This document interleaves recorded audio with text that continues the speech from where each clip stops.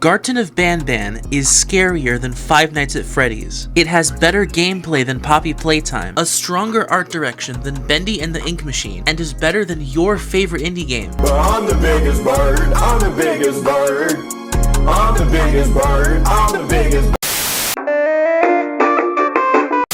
Garten of Banban is an indie mascot horror game created by the Euphoric brothers, the creators of other titles such as Introvert and Egghead Gumpty. The game takes place in a futuristic daycare facility populated with horrific, colorful mascot characters, where your goal is to seemingly find your own kids and uncover the dark secrets of the Garten of Banban. It's been showcased by Alpha Beta Gamer and has been played by huge YouTubers such as Daco, Jay from the Cub Scouts, Theft King, 8-Bit Ryan, Super Horror Bro, also Markiplier played the game, and the consensus has been troublesome. Garten of Banban, a game so uninspired that some have speculated that the entire thing is a meta-commentary on the current state Never of before indie horror. have I come across an indie horror title that perfectly encapsulates everything negative about the medium. One is the worst horror game of all time, and the example of the current indie horror genre's problems.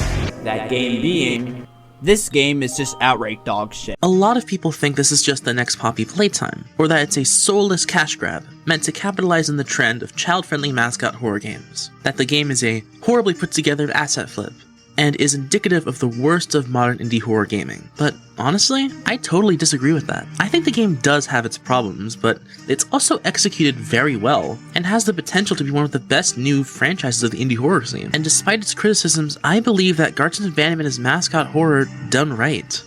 Its atmosphere and level design, the unique gameplay mechanics, the monster design, the nightmarish encounter with Opila Bird, it all combines in such a way that makes a truly strange and nightmarish experience. But if you're like most people online right now, you probably think I'm crazy and or lying and or stupid. So allow me to explain myself before I get the whole pitchforks and torches treatment, please. The environment of the Garten of Banban is pretty unique in the current scheme of horror games. Its art direction is a combination of clean industrial working environments that feel unnatural and artificial, alongside the silly cartoonish childlike drawings of the monsters. The major areas in the game look like unnerving liminal spaces. In fact, I think I can even recognize some of the inspiration the game took. It really gives off the impression that you're really lurking around some dark, lonely, isolated office building late at night. The major locations in the game feel very memorable in my opinion. The artificial feel of the play area, the massive black pit, and the colorful yet empty feeling rooms and hallways, they really stick with you. I would bet that a lot of people remember the main play area of the Garten of Banban a lot better than in any area of Security Breach. The game really effectively uses all of its assets, and nothing really clashes against each other. Everything looks like it's there for a reason and there purposefully. It comes together to give the player a wholly unique and uncomfortable playing area, which is perfect for this game's atmosphere.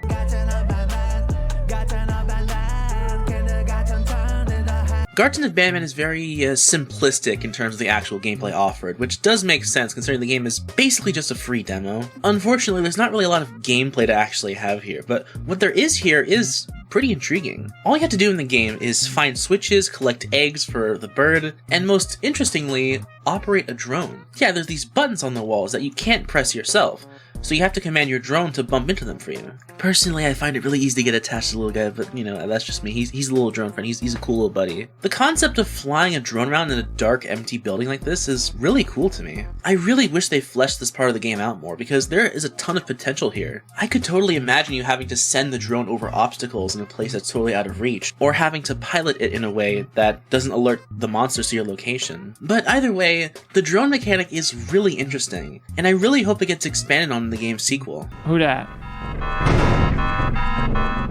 Oh shit, it's Luigi. You know, I feel like this game isn't afraid to make its monsters like monsters. These characters only have as much personality as the art on the walls say they do, but from the few that we see in the game, they are animalistic monsters. Like, these guys are shown to have killed children and probably eat them. They don't have any sort of feelings or personalities. I think a lot of horror games, from Security Breach to Poppy Playtime to even something like Resident Evil Village, they give their antagonists a lot of characterization and personality, which isn't a bad thing, but it makes the actual horror of the games not stand out as much. They feel less like slashers and more like Saturday morning cartoon villains, and it doesn't make amazing horror experiences. but this does. These antagonists are completely out to get you, and they do not show mercy. To expand on that point, The name's Opila, though you will know for long, cause you'll surely be dead at the end of the song. okay, I know I'm gonna get shit for this, but honestly, the chase sequence and the encounter with Opila Bird is way scarier than the entirety of Poppy Playtime's vent chase sequence. I'm not even kidding.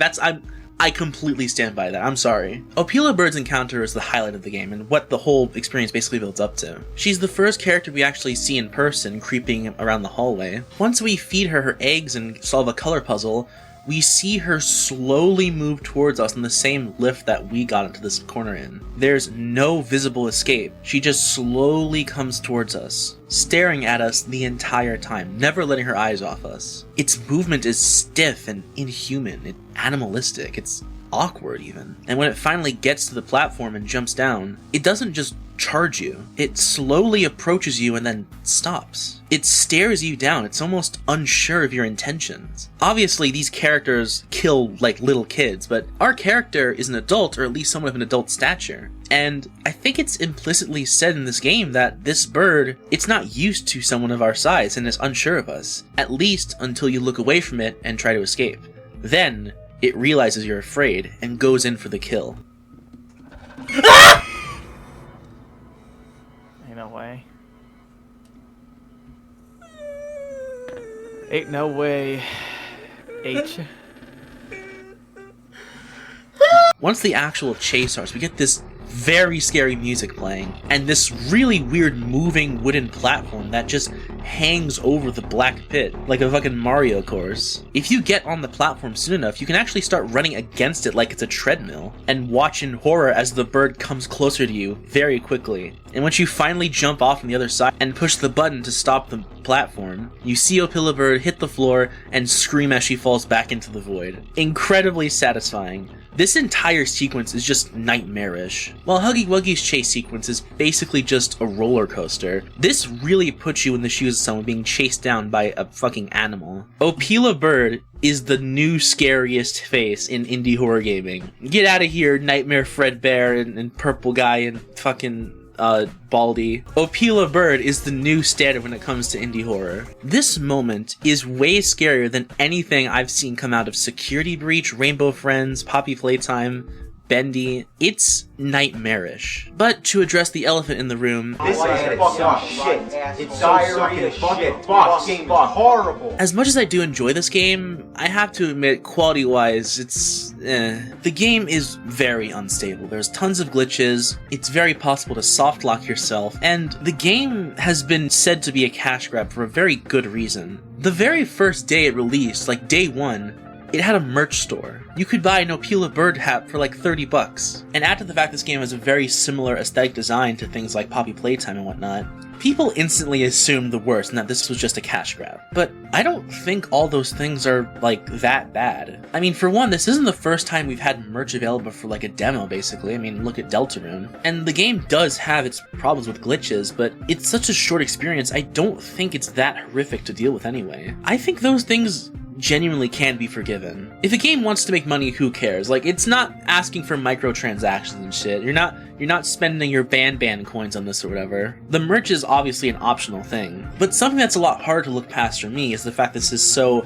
obviously a riff on Poppy Playtime and its contemporaries. I mean, the color-based characters, the chase sequence, the fact that it's in a dark, futuristic, child environment location thingy. It's no secret that this is becoming a growing trend on the horror game scene. Our culture is no stranger to horror media being based off of childish imagery. I mean, the trend obviously really picked up in the last few years with Five Nights at Freddy's, but even before that, this was a regularly observable thing, between like video game creepypastas and things like Pennywise and Chucky. Like, these are horror characters based off of children's medias. But it's becoming increasingly clear that these horror medias aren't trying to be based off of children's entertainment, they're trying to become children's entertainment. But I don't think that just because this trend is becoming so popular, I don't think that should mean that a game that follows it should be seen as inherently bad or inherently clout chasing. We've seen time and time again how trends come and go in the horror industry. Things like FNAF style gameplay, analog horror, liminal spaces, like All of these genres of content, despite them following trends, have proven time and time again to be more than capable of producing high-quality works of art. And let's be honest, this is not the first time you guys have deeply enjoyed a colorful mascot character.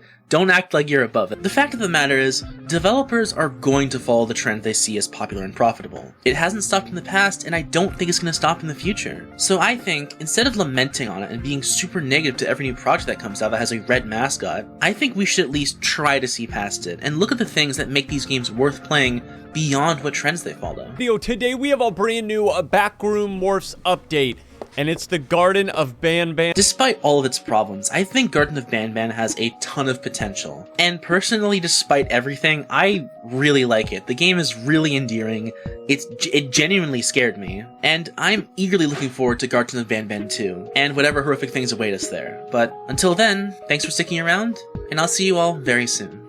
Bye-bye.